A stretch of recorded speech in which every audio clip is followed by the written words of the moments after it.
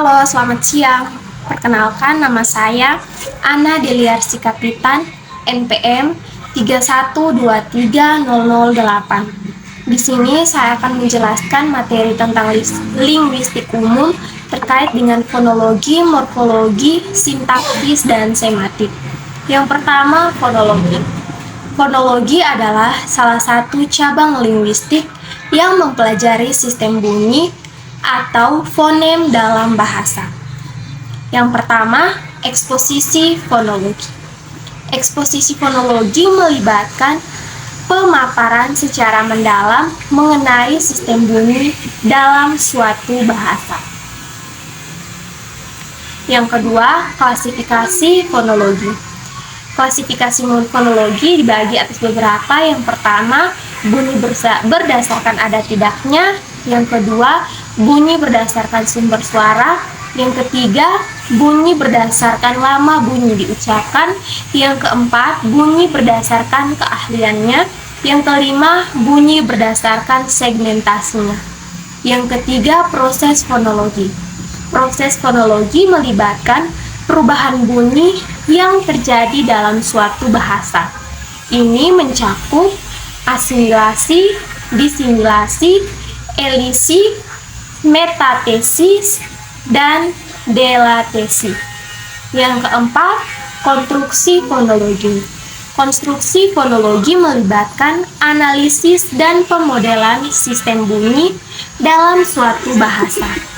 Beberapa langkah dalam konstruksi fonologi melibatkan 1. Inventarisasi bunyi, 2. Pendefinisian fonem-fonem, 3. Pengelompokan fonem-fonem, 4. Aturan fonologi. B. Morfologi.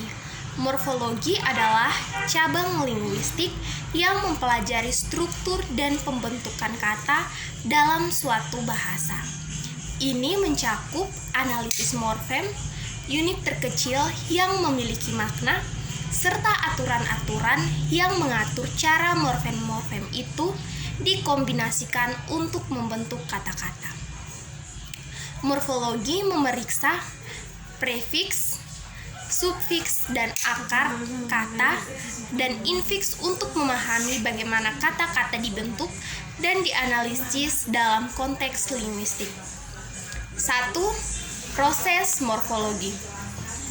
Proses morfologi mencakup berbagai cara di mana kata-kata dalam suatu bahasa dapat dibentuk, diubah, atau dijelaskan melalui elemen-elemen struktural seperti morfem. Berikut ini adalah beberapa contoh morfologi. Yang pertama, afiksasi, yang kedua, reduplikasi, yang ketiga, konversi, dan yang keempat, komposisi. Yang kedua, konstruksi morfologi. Konstruksi morfologi melibatkan analisis struktur internal kata, termasuk afiksasi, reduplikasi, dan proses morfologi lainnya yang membentuk kata-kata dalam suatu bahasa. Contohnya, akar kata, awalan, akhiran, infiks, dan reduplikasi.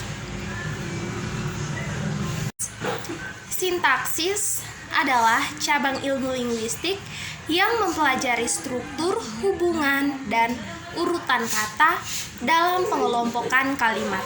1. Komposisi sintaksis. Sintaksis melibatkan pemahaman konsep dasar, tata bahasa, dan struktur kalimat. 2. Posisi sintaksis. Posisi sintaksis merujuk pada penetapan unsur-unsur dalam kalimat untuk mencapai struktur yang gramatikal, seperti posisi subjek, posisi predikat, posisi objek, posisi modifikasi, posisi konjungsi. Yang ketiga, klasifikasi sintaksis. Klasifikasi sintaksis melibatkan pengelompokan unsur-unsur dalam kalimat berdasarkan peran gramatikal dan hubungan sintaksis mereka. Dapat berupa kelas kata, klausa kalimat, dan kalimat majemuk. Yang keempat, proses sintaksis. Dan bagian D adalah sematik. Sematik adalah cabang linguistik yang mempelajari makna kata, frasa, klausa, kalimat dalam sebuah bahasa. Ini melibatkan analisis tentang bagaimana kata-kata digunakan untuk menyampaikan arti dan bagaimana arti tersebut dapat dipahami dalam konteks kalimat. Sematik juga membahas relasi antar kata dan konsep seperti sinonim, antonim, dan hipernim. Sekian materi saya, terima kasih. Mohon maaf jika ada kesalahan kata dalam penuturan saya menyampaikan materi ini. Selamat sore.